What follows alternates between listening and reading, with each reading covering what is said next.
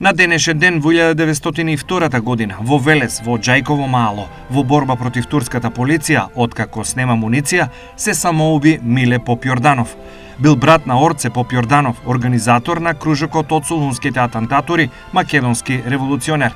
Во текот на 1902 година се разболува и се враќа со тројца другари од својата чета во Велес за да закрепне. Но не успева во тоа затоа што е наклеветен од велешкиот шпион Тасе Коцкарот.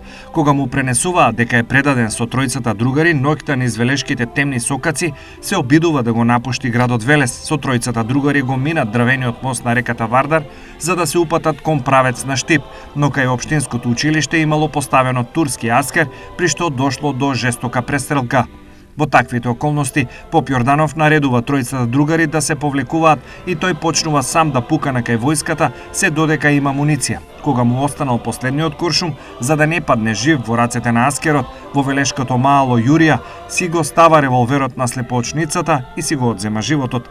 Турскиот командант наредил телото на мртвиот војвода да се истакне на улиците на Велес и тие што ќе го препознаат мртвиот да се заробат. Сите кои минеле биле со наведнати глави и молчеле, иако знаеле кој е убиениот.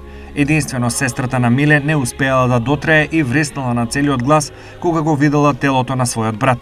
Погребан е на гробиштата на црквата Свети Пантелеймон во Велес.